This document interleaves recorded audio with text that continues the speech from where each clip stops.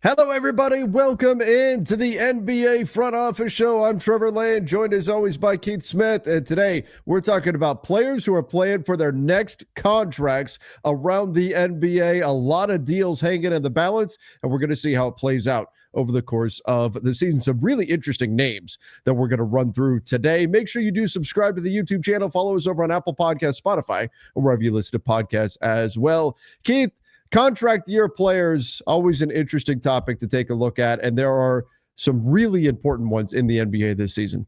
Yeah, I think when we get into contract years, somebody's always playing for their next contract, right? Like, unless you literally just extended yesterday, you're already kind of thinking about the next one. And, what are you doing to earn that next big deal? So what we did, though, was we tried to focus on these guys are very, very, very, very likely to be free agents next summer. There's a handful of guys that are still extension eligible, but probably leaning towards that's probably not going to be how it goes for most of them. So we'll see. But yeah, it's a really kind of fun group. And I will say this too. Sometimes contract year takes on a negative connotation, Yes. like a guy's just gunning for numbers and all these things. Sure, that does happen sometimes. I'm not naive enough to say it doesn't, but I think it's just more of a, hey, I want to show what I can do. I can show I'm a good all-around player. I contribute to winning and all the other things that come with that. So it's certainly an interesting group. Yeah. All right. Let's get into it. I like the tiers that you've put these players in, or the groups that you put them in. And we're going to start here. When I first saw this, I thought, Sylvester Stallone is an NBA player. What is happening? No, it is not the Expendables, the unextendables here in this group. And there are two players in this group, Austin Reeves and Kobe White. Now, this has to do with their current contracts and why they would not be willing to do extensions off of their current contracts, right? Yeah, absolutely. It's not that these guys are unextendable because they're untouchables. Leave them alone. Get them away. Put them on a leper colony in the island or something. Like, that's not a thing with these guys, right? These guys are great players. I thought you were going to go to like some cap reason why you weren't allowed to extend these guys. You're putting them out on a leper colony. Yeah, somewhere? hey, I went right there, man. Exiling them. Yeah, that's it. You got to go big, right? So, no, these guys are. I think both their teams would love to extend them, probably for the max they could right now, because that's about $22 million a year.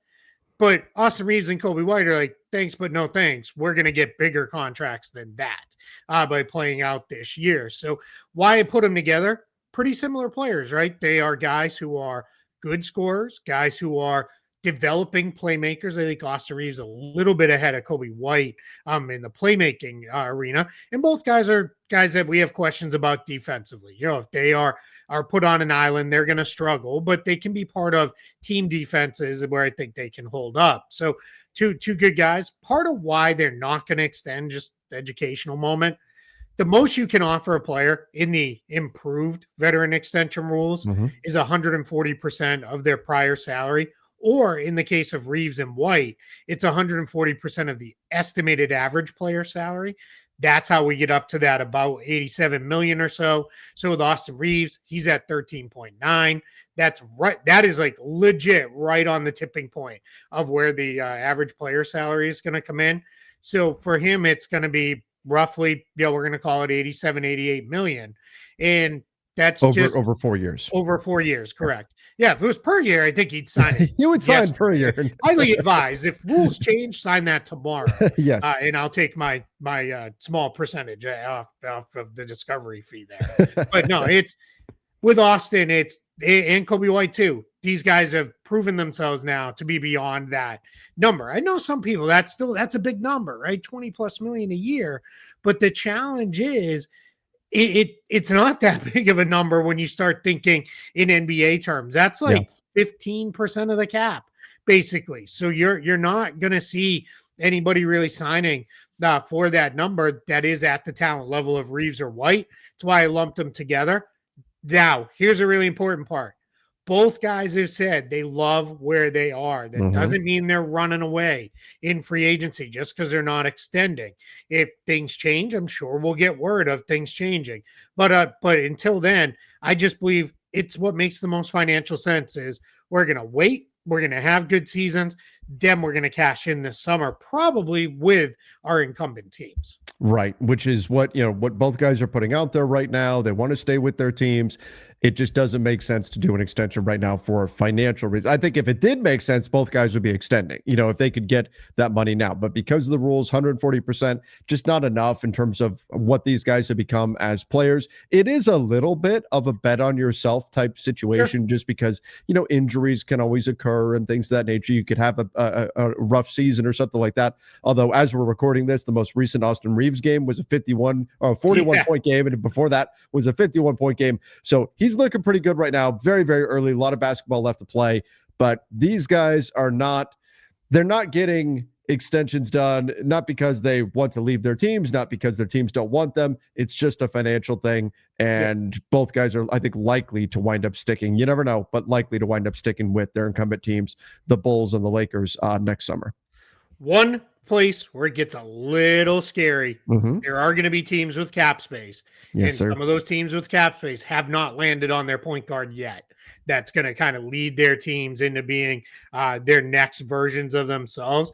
That's where it could get a little tricky. I don't think the Lakers or Bulls are getting any real value signings like they did with these guys last time. They're going to have to pay to keep them, but they have the ability to do so. The Bulls and the Lakers are actually two of the teams that I project to have some cap space next summer. So now what that, just a quick side quest here, is they will keep these guys on the books, do all of their other work, then re-sign them after, because both of these guys have relatively low cap holds, which will help them moving forward with cap space and the like. And obviously we've talked that is heavily dependent on if LeBron James leaves the Lakers, there'll be cap space. If Nikola Vucevic leaves the Bulls, there'll be cap space. So there's things that have to play out. But right now we're projecting their teams to go cap space route, which just gives you, again, if you're a Bulls fan for Kobe White, Lakers fan for Austin Reeves, you should feel a little bit better about your chances of retaining your guy. Right. Essentially, what Keith is saying is that if, for example, let's say Austin Reeves, just to throw a number out there, is going to get a deal starting at $35 million, maybe it's $40 million, whatever it's going to be at. Let's just say 35. What the Lakers could do is they could go do their spending while Austin Reeves sits on their books with a cap hold of about $20 million. And so that's how much he is reserving of the Lakers spending power. They can go spend what they need to spend in free agency. Maybe that's on LeBron. Maybe it's on somebody else. We'll see. And then go over the cap and give Austin Reeves $35 million using his bird rights to extend beyond that $20 million that's already essentially reserved for him. So that's how we could see both the Bulls, and I think should see the Bulls and the Lakers play this. Now, that doesn't necessarily mean that we will hear about an Austin Reeves extension after all the other stuff is done. We could hear about an Austin Reeves or a Kobe White extension early, just in terms of when they actually execute the deal. It would come after they've done their other shopping. Let me be clear. New contract, not extension, right? Because we're Did I say extension? Yeah, you said extension. So, I meant new contract. And here's the thing, though. You're not wrong, because it'll probably get reported as an extension, because that's what happens often when a guy gets re-signed. But it is important to know. We're going to get into why that's important with the next guy on the list here. My brain is still breaking on unextendables right now. I love it. All right, let's get into it. Next guy, the lonely superstar. This sounds like a movie. Right. It does. I mean, could be. His career's kind of movie-ish. And that is Trae Young with the Atlanta Hawks, who right now is he does have a player option for next year, but the Hawks have not come to terms on a new deal with him. Doesn't look like they are not going to. So Trae Young, it'll be interesting to see what happens here with him, because I think most would put him in the superstar category. He hasn't been on fire to start this season, but again, a lot of basketball left to play. But Atlanta and Trae have both kind of left things open here to see how things are going to play out after this. We could see Trae Young actually on the move next summer if things don't go to plan in Atlanta, or if they come up with a different strategy or something like that. He could wind up in a different jersey next summer. Great presenting sponsor for the Front Office Show is Sleeper. If you've ever heard of the Sleeper app, here's a little secret. It's more than just a platform for season-long fantasy leagues. This year, millions of users enjoyed playing fantasy sports on Sleeper, but the app offers so much more. Live stats, real-time updates, and visualizations on all stats, plus a news feed. This is so critical for me. Get lightning fast updates on your favorite players and teams, a real-time chat you can engage with other users about individual plays and performances during the NFL and NBA season. So download the #1 sports app today and experience it for yourself. If you can see, I've made a couple of season-long picks there. Some deep cuts. We've got Tyler Warren for the Indianapolis Colts. NFL season is here. I've got him more than 550.5 receiving yards. I think he's going to be a big part of that offense. And then Zach Charbonnet, essentially, I'm saying I don't think that Ken Walker is going to wind up staying healthy all season. I've got him more than 499.5 rushing yards. I think the opportunities will be there for Charbonnet. So click that link in the description down below. Use the promo code CAPSPACE and you'll get up to a $100 match on your first deposit. Terms and conditions apply. See Sleeper's terms of use for details. Currently operational in over 25 states. Check out Sleeper today. Yeah, now remember what I just said, right? There's going to be teams with cap space, somewhere probably in the range of 6 to 10 teams, potentially with meaningful cap space. Why did I call this category of one the lonely superstar? Because it's Trae Young all by himself. Because we're going to take LeBron James, and we're going to take him. We're going to say, you go over here. Because his free agency will be completely different from anybody else's. It's not real free agency. It's like his own category. Yeah, it'll be, hey, I want to go here. We will make this happen. That's where I'm going to go. And that may very well be, I want to stay here. Come on. That's what I was going to say. I may want to go back to the Lakers, right? Like right. That could be the way that goes. Or he may say, you know what, I'm done. It's been a great run. See you later. I'm retiring. We don't know what's going on. So we're going to take him out. So there's Trae Young is kind of the only true superstar that projects to hit the free agent market this coming summer. So now some may quibble with, is he really a superstar? In my mind, he is. He's super recognizable as a player. He's really good, and his teams are generally fairly successful. Let's just put it that way. They're not always the best teams, but they're fairly good. To me, he ticks all the boxes of superstar. So now, like you said, him and the Hawks have not come to an agreement.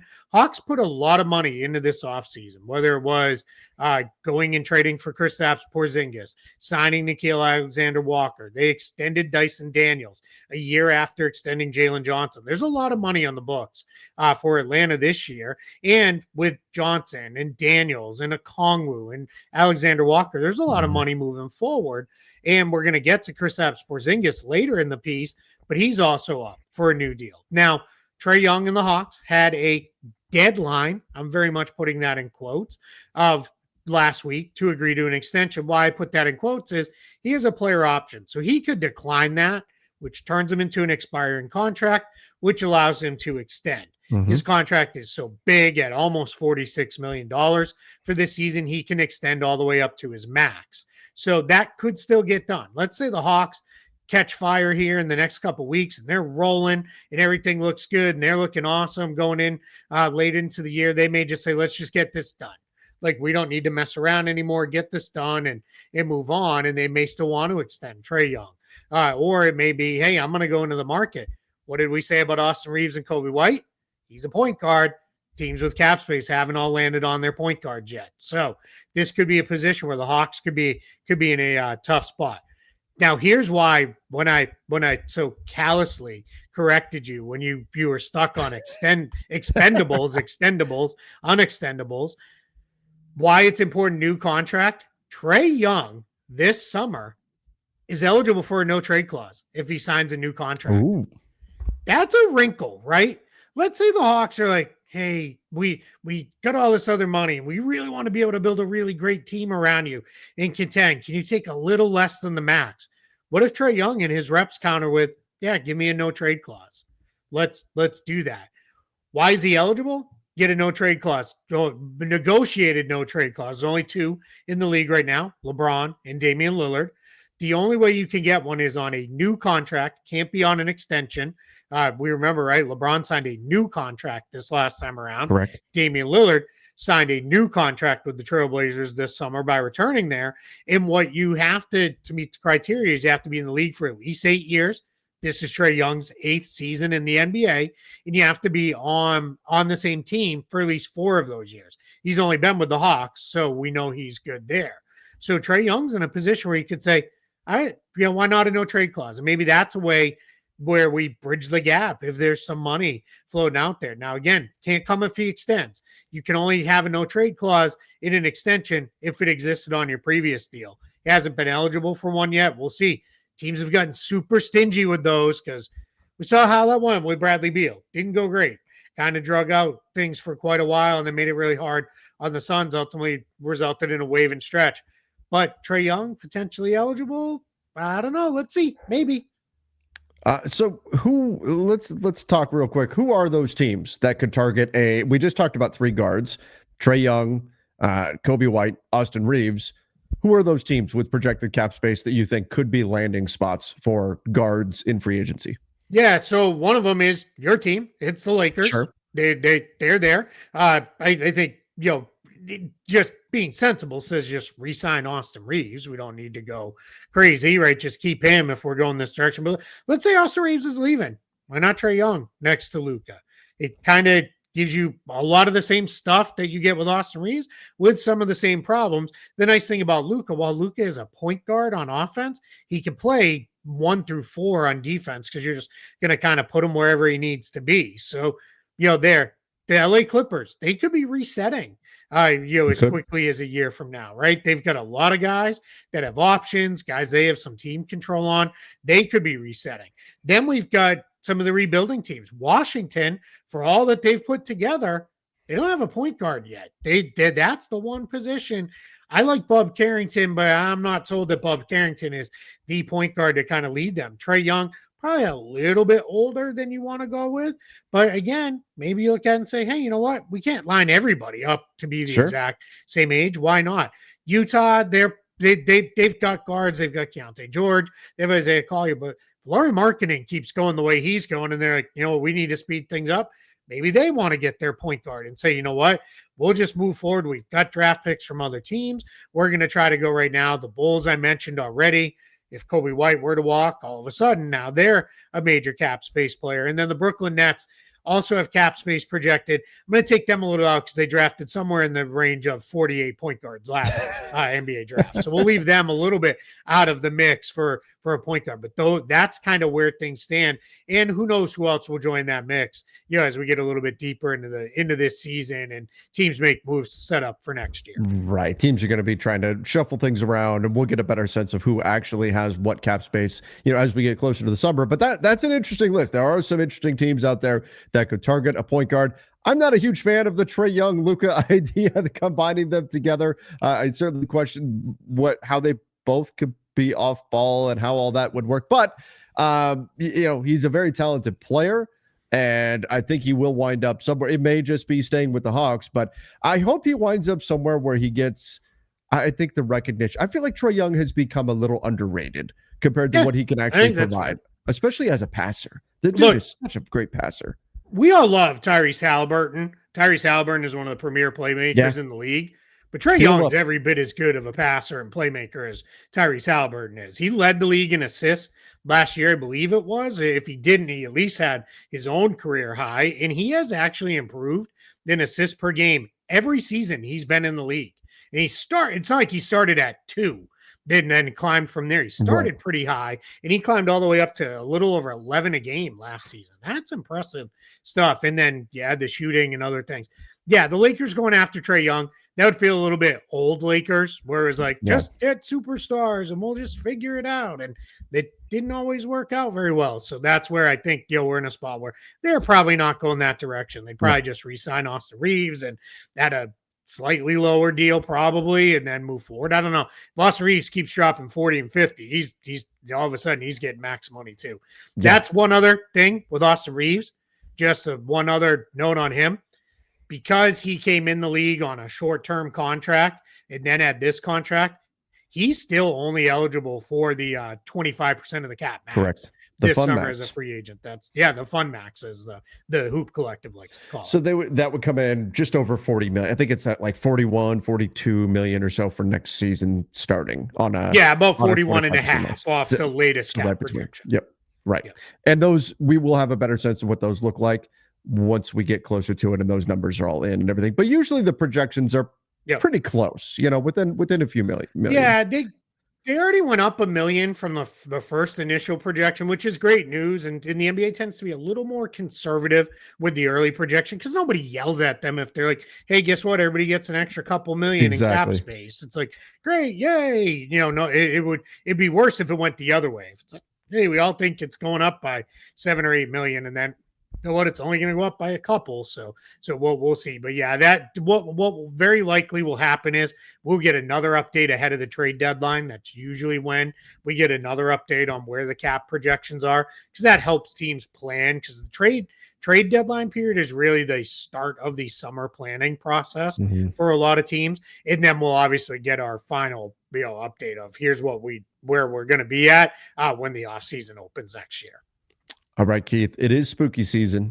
So let's venture into the dark, Ooh. inhospitable territory of restricted free agency. Dun dun dun. It was a dark and stormy night. Yeah, restricted free agencies not great for players, right? We saw that last year. It can be really hard on guys. Kuminga, Giddy, Thomas, Grimes. File away a couple of those names. They're going to come up before we finish this out here. But it's tough. But there are some players that are going this year in the restricted free agency that didn't reach the agreements on rookie scale extensions. Now, unlike Trae Young, who we already talked about, right? They can decline his player option. He can still extend. These guys cannot. They are done. That ship has sailed. Deadline is in the past. We are now set to be restricted free agents. So I put 5 together. This is not every guy, but these are the 5 I kind of think are let's really see what it looks like. Jalen Duren and Jaden Ivey from the Pistons, Tari Eason from the Rockets, Walker Kessler from the Jazz, Benedict Mathurin from the Pacers. 5 pretty good players, 5 guys who there's still some questions about all 5. That's why they didn't just get the Paolo Banchero, Chet Holmgren, Jalen Williams. Here's a max. We'll see you later kind of thing. There's real questions about these guys, but this is a group of 5 pretty interesting players that I think all have big stuff to play for this year. Yeah, it's an interesting spot to be in. I do think restricted free agency is slightly more sunny than this last season because this past summer there was no money out there to be had anyway, and so it put the incumbent teams in a situation where really restricted free agency was not free agency at all. It was an exclusive negotiating window with your own team, and that was about it. Nobody's going to touch restricted free agents, and that may be the case moving forward because typically to pry a restricted free agent away from the incumbent team, unless there are some extenuating circumstances, you have to overpay. And most teams under the current collective bargaining agreement, they don't want bad money on their books. They don't want to overpay for anybody. Maybe I could see a team talking themselves into it if they feel like somebody is like the last piece that they need to contend. Maybe that's something, but you have to scare away the incumbent team. Like Jack-O-Lantern, you have to scare away the incumbent team in order to get them to not match any kind of deal that you present to a restricted free agent. So most teams don't even want to venture into those waters. So it's a tough spot to be in for all of these guys, but there's some real talent here. I do wonder, Keith, if for some of these guys, if the value keeps going up, let's say they have a big season. Let's say, for example, let's pick Walker Kessler, who has shown some ability to shoot the 3 ball this season. Maybe that continues. That continues through the season. Maybe the Utah Jazz look at him. I'm not saying they will. I think the Jazz should keep him. But if the Jazz look at Walker Kessler and say, gosh, his value keeps going up, we don't want to be the team to pay him on his next contract based on what he's going to get now in the market. That's where maybe we could see some movement on the trade front with some of these guys by the trade deadline. If a team says the money that's going to be out there for this player, we don't want to be the team to pay him. But that, I think even that is kind of a stretch. Incumbent teams are in such a powerful position when they've got a restricted free agent. And so far, we've seen them pretty consistently get team-friendly deals done because of it.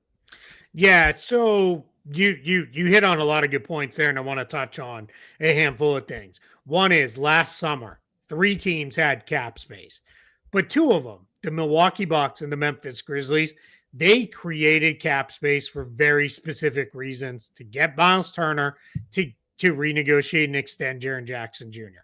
that left the Nets, and the Nets were pretty clear from the start of, hey, we're in asset collection mode here versus spend mode. We will take on players with undesirable contracts for draft pick compensation to do so, and we're just going to keep going in that direction. So much so that they're still sitting on some cap space as we have opened this season up. That we just went over. There's like 6 teams with pretty good amounts of cap space that may say, "Hey, we're ready. Let's go. We want to go here. We like this young guy. We think this guy can go." I mean, if let's say you're the Lakers, Walker Kessler, Jalen Duren, those could be pretty good running mates long term for Luka Doncic, right? So that's where you just got to be a little bit careful. That's where sometimes restricted free agency, the way you put it, can be a little more sunny. Yeah, because it's just a better market this time around. There are teams with cap space. There are teams that are trying to win with cap space as well. So that changes the dynamics a little bit here. I think the ones that are at the most risk here are the 2 centers, are Duren and Kessler, because especially for Duren, he's really important to the Pistons. They have a couple other nice bigs, but I don't have anybody else kind of in the pipeline. And that's a team that is good right now. And is trying to continue to be good, and you may be in a spot where all of a sudden it is, man, now we got to go. We got to give this guy a big deal, or we're going to be forced into matching a big offer sheet potential. We've not seen offer sheets for a while really be the play, but again, these things go in cycles. Sometimes we don't have them for a handful of years. Then all of a sudden it's, well, wow, we had 2 or 3 in one offseason. So we'll see. I think Duren's a really good player. I think he's continuing to get better, and I think he's just showing his value. Then Kessler, there does seem to be a divide between him and the Jazz on what is his value, but there's also a sense of he is a very small cap hold, and they're a cap space team. So why not be in a position to use a bunch of cap space and then re-sign Walker Kessler, knowing, all right, if things really got sideways and somebody threw him an offer sheet, we'll still have the ability to match that if we need to and go that direction. So those are the 2 guys. Mathurin's interesting. He's got a much bigger role. Unfortunately, he's dealing with an early season foot injury. So we'll see what comes of that. Hopefully that doesn't amount to much. But he's got a big role in Indiana this year with the injuries to Tyrese Haliburton. A couple of their other guys are banged up already there. So if he can get back, get healthy, big season coming. Jaden Ivey's on the shelf to open the season. Again, could be in for a big role with Detroit. They don't have a lot of on-ball playmaking outside of Cade Cunningham, so they could really use Jaden Ivey to get healthy and give them that. And Tari Easton's he's just he's nowhere near like a max offer sheet kind of guy, but he's just the kind of helpful, good player that all good teams always have. I'm surprised that Tari Eason didn't get a deal done with the Rockets after Kevin Durant took less than the max. The thought was that was done in part so they would have the flexibility to get a Tari Eason deal done. Now, this doesn't mean that he will leave the Rockets, but that I thought that we were on pace to see something like that happen, and then it just never materialized. Yeah, I do wonder. Durant's got done a little late to the deadline for Easton, and I wonder if there was maybe a gap between years versus dollars there. It might have been, hey, we'd like to go a little shorter. Again, if you're going to max a guy out, the team's like, okay, if we're maxing you out, you better give us the full 5 years to do this, because that's where we're going. When you get into that territory where guy's not a max player, it starts to become on their side, it's, hey, let's go a little shorter, because then that gets me back out into the market, especially if they believe I can break out even more to what I have. But yeah, Tari Eason is the kind of guy where, again, we don't see a lot of these offer sheets that are kind of in the middle, but he could be one where if one of these teams looks around and says, man, all the free agents went already and the big trade opportunities are already done, and I'm still sitting on 30 or 40 million in cap space.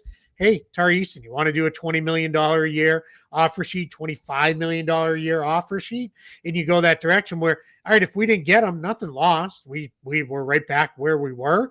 And for the other team, that puts them in a position where, boy, all right, now we got to kind of make a decision here. And that could be an interesting one where you go. But really fun group of 5 guys, because they're, pretty fun players that I think are all getting better. Just, get and stay healthy this year for a couple of those guys. And then, we'll see what restricted free agency brings. All right, let's jump over to another group, the bigs, the talented, but the injuries, the injury prone big men. There's a couple of guys here, and Not a surprise. You mentioned it before, Kristaps Porzingis, but also Mitchell Robinson with the New York Knicks. Now, Mitch Rob is probably going to wind up in that starting rotation with the Knicks for the long haul for the season. So we'll see how that works with him playing alongside Karl Anthony Towns. That obviously will be a big factor in his value next summer. And then the same with Kristaps Porzingis joining a new team in Atlanta. Can he stay on the floor? Can he stay healthy? And then how does he fit ultimately with Trae Young and the rest of the crew, the army of wings that the Atlanta Hawks have to deploy there? Can he fit in there and take them to another level? So these are good players, Keith, but that injury question looms large with both of these guys, and that could make their summers next summer very complicated. Absolutely. If you could say these guys are going to play 65 to 70 games a year, which now in today's NBA, that effectively means a full season. Sure. Very few players play 80 or 82 games in a season. It's, you get up around 65, 70, you basically made it through the year. They'd probably just be done already with both of these guys. They'd be extended and they'd go. But you can't say that for either guy because either guy does it in there. And Porzingis is all the things we talked about with Trae Young, all the money Atlanta has tied up already and all those things. They already have Onyeka Okongwu too, who they really like. That makes his situation a little more complicated because, all right, where do we want to go with this? Porzingis himself said, hey, we're going to see how how things go. Again, these two extension eligible all the way through June 30th. So if things are going awesome and they do get relatively healthy and give, pretty much full seasons, then maybe that changes things there, especially if their teams are playing great. You may say, hey, let's not even mess around with free agency. Let's just get this done now. But as it stands right now, let's hold a little bit. Let's see what it looks like. With Robinson, same stories with the injuries. And the Knicks are Karl Anthony Towns. He was extension eligible, will be again next summer. That's the situation you're dealing with. You already signed OG Anunoby, Mikal Bridges, Jalen Brunson. Two of those guys extended, Anunoby re-signed. That's a lot of money on the books, even if I get it. Brunson and Bridges left a little on the table. It's not like they're playing for $10 million a year. Like they took a little less than they could have to leave some money to kind of help the team out. But that's where it gets tricky because Mitchell Robinson, you've got him this year for just under $13 million. Again, one of those ones where not really big enough to extend to the full max, but is 20-ish million enough for Mitchell Robinson? Yeah, maybe that is enough for him. But that's definitely now you're talking, we're a second apron team. We're just going to have to live at the second apron, and that's going to be what it is. And it's going to have impacts on how we build out the rest of this roster and everything. I mean, you look at it, 16 million under, that's with nothing for Mitchell Robinson on the books.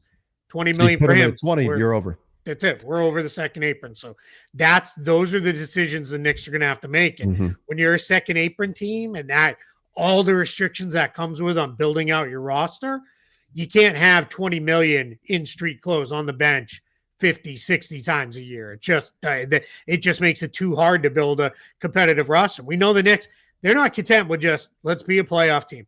They're trying to win the championship. And if they do wind up being a second apron team, that means any other additions they want to make to their roster, they're limited to just the veteran minimum. That's it. And they also have all the other restrictions that come with that, not being able to aggregate salaries in a trade, picks eventually being frozen down the road, all the things. There's a reason why there's only one team in the NBA this season that is above the second apron. Most teams are going to do what they can to stay below it. Should they not have Mitchell Robinson on the books and he walk away, go to another team, whatever, and then they are 16 million below the second apron, 3 million below the first apron, that's not enough space to where they would be able to start playing around with the mid-level exception. But we could be talking about a taxpayer MLE available for the Knicks should Mitchell Robinson walk away. So there would be, if they do part ways with him, that could be a little bit of extra spending power. It's not enough to go get a Mitch Robinson level player, but maybe there's some flexibility there for the Knicks to go do something to replace Mitch Rob. Maybe that's enough wiggle room to add some money in trade for another big guy in the Eastern Conference. Maybe we're just saying stuff. That's all. Just saying some things. Just that's all. Oh man, you got to be planful, right? You got to be planful. You don't want to put yourself in a position where you can't even make the offer. Exactly. Right. don't think anything gets done with a late extension for either one of these guys, Mhm. unless it is like, hey, the Knicks are 65-17 and have, run roughshod over most of the Mhm. league. Then maybe like, we don't need that other big guy. We got our guys. Let's just move forward. But yeah, it's certainly gonna be interesting to watch this play out here for New York. You never know what's going to happen around the NBA. You never know when Zeus's lightning bolt will strike. Inspiration will land upon the Knicks, and then with a Herculean effort, they may be able to cash in on a Greek tragedy taking place somewhere else, and make an effort. I don't know who that player could be, but just possibly they could try to do something there. All right. Inspiration, not aspiration. Oh no. Oh no. All right. Let's move on before we get ourselves in any trouble. The believe in themselves guards. Of course, you always want to believe in yourself, but Ted Lasso style, believe. that's right, believe. But these are guys who believed in themselves so much, and maybe they didn't have it made sense, but they wound up taking the qualifying offer in restricted free agency. Didn't look like what their incumbent clubs were offering. Quentin Grimes with the 76ers and Cam Thomas with the Brooklyn Nets. These are guys who are going to look to have big seasons this year and then cash in next summer, where they will be full, unrestricted free agents. We saw of the big four RFAs, restricted free agents, this past summer, two of them, Grimes and Cam Thomas, took the qualifying offer and now are on course to probably wind up leaving their teams next summer. Yeah, there's a good chance. Both guys wanted long-term deals to stay where they are. Thomas in Brooklyn, Grimes in Philadelphia.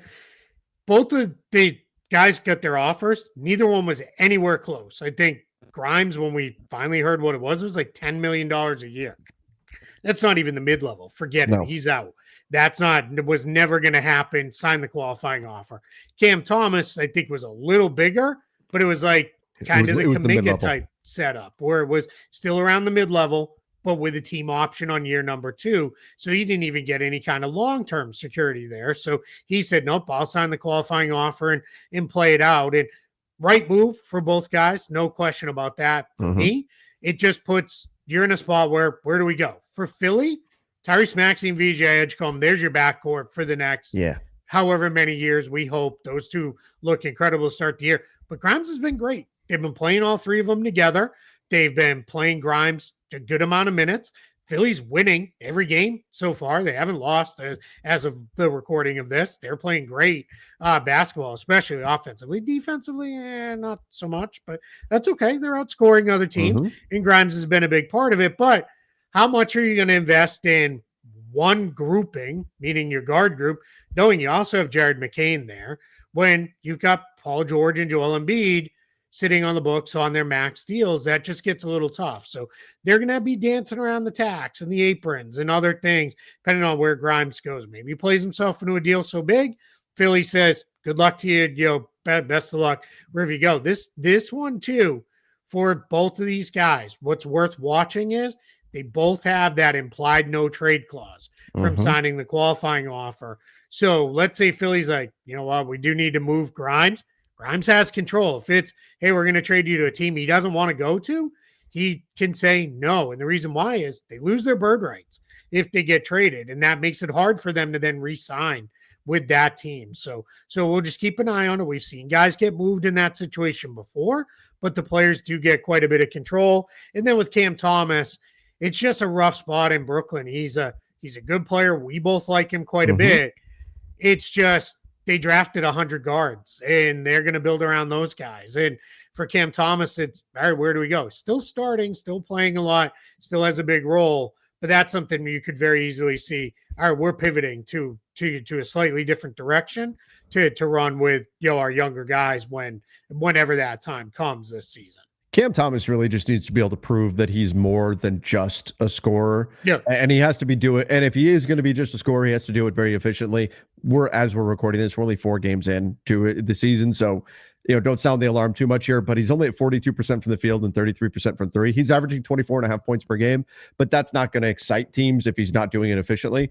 So that'll be something to watch all season long. And then the assists are at 3.3. He needs to get those up and just show he can be more than that. Otherwise, teams will look at him as a super sub, a sixth man off the bench to come in and just get hot really quick. They'll put him in that category. That's not where he wants to be to get the kind of money that he wants to get. So it'll be something to watch throughout the season, but these are guys where the qualifying offer made more sense than any kind of a long-term deal with their clubs, and restricted free agency again was relatively unkind to them, but taking the qualifying offer and essentially putting themselves on a path to leave their team next summer made the most sense for both of them. So we'll see ultimately how these guys, how their situations play out. But of all the guys that we've talked about today, these two are the two that I feel the most certain will wind up leaving their teams. I think all the rest will probably wind up or have a better chance of winding up staying.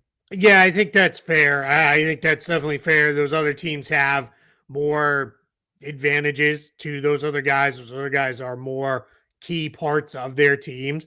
I think with Grimes and Thomas too, I think both of them know, hey, or at least feel pretty confident. My floor is the non-taxpayer mid-level exception.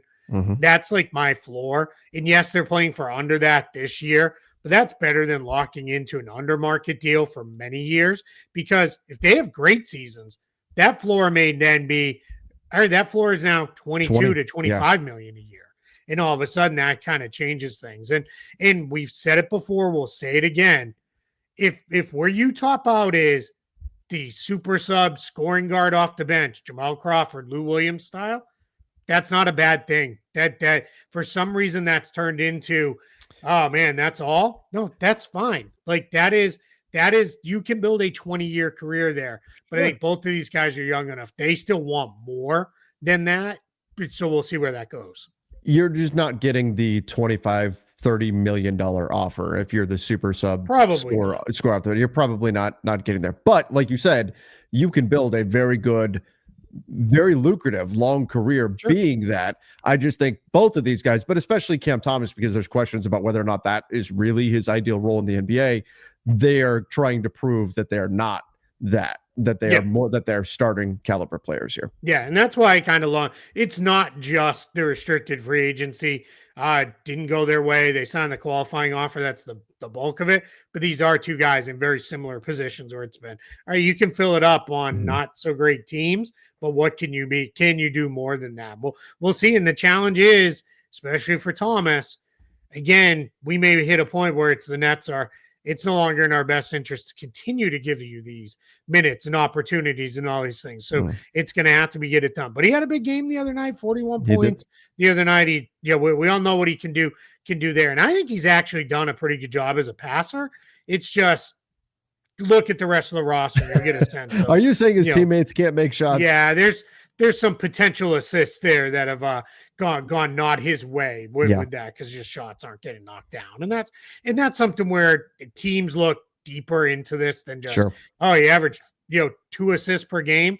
Oh, but actually he had should have been at 6 or 7, and then all right, well, not every shot's gonna be made. Take the middle, call it 4 or 5. All right, we feel on our team, he'd get this, and that's the way teams can look at it. Exactly. All right. Well, there's some really interesting guys that we went over today. I think that the reason why I want to do this now is because these are guys that we're going to keep an eye on throughout the season, because that's going to be a big factor. How they play out this year is going to determine what next summer is going to look like. But these are some of the names that are going to be out there to varying degrees of availability in free agency next summer. Maybe they wind up staying with their incumbent teams. Maybe they wind up really out there on the market, and there's an opportunity for other teams to come in and get them by spending a little bit of cap space. So I think there's some interesting players here. Good list. And this was a lot of fun going through all of these guys today, Keith. Yeah, it gives you some guys to really kind of root for, right? Because let's root for everybody to get paid. That's what we want to see. So let's see where that goes. But yeah, really fun group to put together, fun article to write, and I'm glad we had a chance to talk about it today. All right, everybody, please make sure you do subscribe to the NBA Front Office Show on YouTube. Follow us on Apple Podcasts, Spotify, wherever you listen to podcasts as well. Till next time, everybody, see ya and stay safe.